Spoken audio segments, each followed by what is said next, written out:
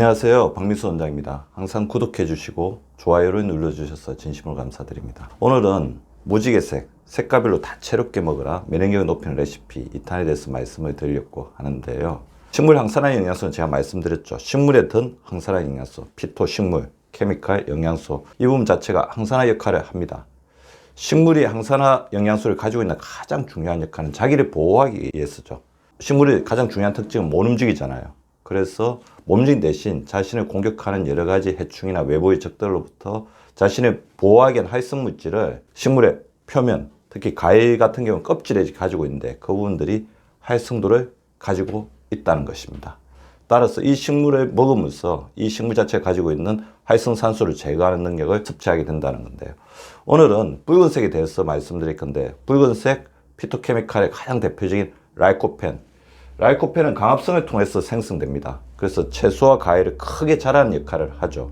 근데 이 라이코펜은 항산화 효과, 활성산소를 억제하는 효과가 굉장히 대단합니다.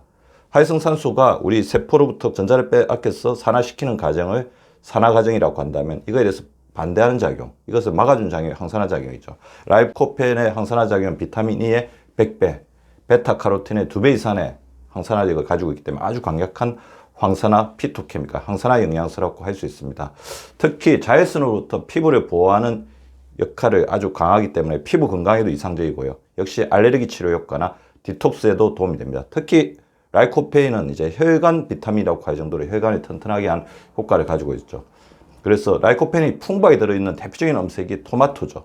토마토는 노화 방지에 또 탁월한 음식으로 알려져 있고 대표적인 항암 식품입니다. 그리고 전립선암에도 탁월한 효과를 가지고 있는 것으로 알려져 있고요. 기름과 가열해서 드시게 되면, 그러니까 열과 기름이 같이 만났을 때 몸에 잘 흡수된다고 알려져 있습니다. 라이코펜이 많이 든 음식, 토마토, 수박, 그레이프프루트, 구아바, 파파야, 아스파라거스, 붉은 양배추, 망고, 당근. 그래서 우리가 주변에서 흔히 이제 먹을 수 있는 게 토마토하고 당근 정도가 아닐까 생각이 되고요. 이것도 기호에 맞게끔 드시면 되겠습니다. 그리고 붉은색 피토케미칼 두 번째가 시트룰린인데, 붉은색 과일이나 채소에 많이 든 또 하나의 피토케미칼입니다. 시트룰린은 이제 수박을 뜻하는 말에서 유래가 되어 있죠. 그래서 수박에는 시트룰린이 굉장히 풍부합니다.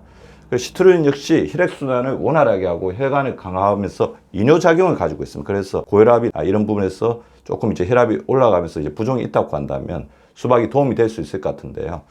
다만 수박에는 이제 칼륨이 굉장히 많기 때문에 신장 기능이 떨어져서 칼륨을 잘 이렇게 배출하지 못하는 상황에 있을 때는 고칼륨 혈증으로 인해서 심장에 부담을 줄 수 있기 때문에 이런 경우에는 주치와 상의해서 드셔야 될 것 같습니다. 크레아틴 수치, 그래서 콩팥의 기능이 많이 올라가 있는 사람은 이제 조심해서 드셔야 되고 가급적 피하는 것이 바람직하겠습니다. 주황색 이제 피토케미칼 베타카로틴인데, 베타카로틴은 아주 이제 많이 들어보셨죠. 소장에서 이제 레티놀로 변하고, 이 레티놀은 비타민 A로 알려져 있죠. 그러니까 베타카로틴은 비타민 A.